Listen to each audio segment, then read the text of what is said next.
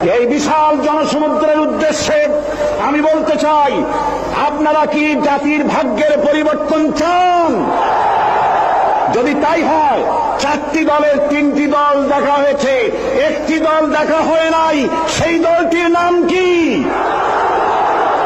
এবারের এই মহান সুযোগে সেই জামাত ইসলামীকে এই সংসদের ভেতরে কথা বলার সুযোগ করে দিতে হবে।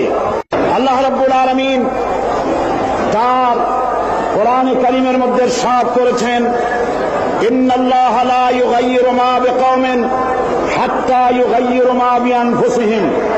নিশ্চয়ই আল্লাহ পাক কোন জাতির ভাগ্য পরিবর্তন করেন না যতক্ষণ পর্যন্ত সেই জাতি তার ভাগ্য নিজেরাই পরিবর্তন করতে সচেষ্ট না হয়। ভাগ্য পরিবর্তনের জন্য প্রয়োজন দেশের প্রচলিত আইনের পরিবর্তন, আর সে আইন হতে হবে আল্লাহ রাব্বুল আলামিনের আইন। দেশ স্বাধীনের পর আমাদের এই মঞ্চের পেছনে যে সংসদ ভবন রয়েছে, এই সংসদ ভবনে যারাই এসেছেন তারা এই জনগণের ভাগ্য পরিবর্তনের কাজ, কেউ এই কাজে হাত দেননি। অবশ্য আমাদের দেশে আর কোন জিনিসের উৎপাদন কম আর বেশি হোক না হোক, রাজনৈতিক দলের উৎপাদন খুবই বেশি। আমাদের দেশে বর্তমানে 250 রাজনৈতিক দল মাত্র কাজ করছে। এদের ভিতরে এমন দলও আছে যাদের নেতা এবং তাদের সেক্রেটারি সভাপতি কোথায় থাকেন তা খোঁজ করার জন্য তুলারাশির লোক দিয়া বাটি চালান দিয়েও খোঁজ করে পাওয়া যায় না।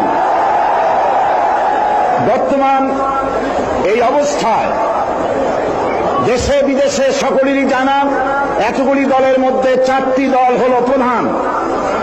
এই 4টি দল বিগত 26 বছরের ভেতরে 3টি দল ক্ষমতায় এসেছেন। এই 3টি দল তারা ক্ষমতায় এসে জনগণের ভাগ্য পরিবর্তন করেও আর নাই করতে পারুক, নিজেদের ভাগ্য দক্ষ এবং সুনিপুণতার সাথে নিজেদের ভাগ্যের পরিবর্তন করেছেন। দুর্নীতিকে জাতীয়করণ করে বিদায় নিয়েছেন।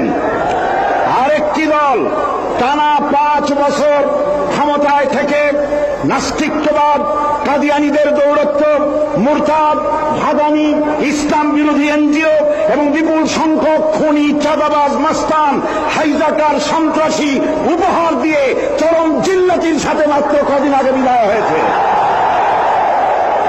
সুতরাং এই অবস্থায় জাতির ভাগ্যের পরিবর্তনের বড় রকম সুযোগ এখন জনগণের হাতের মুঠোয়। এই বিশাল জনসমুদ্রের উদ্দেশ্যে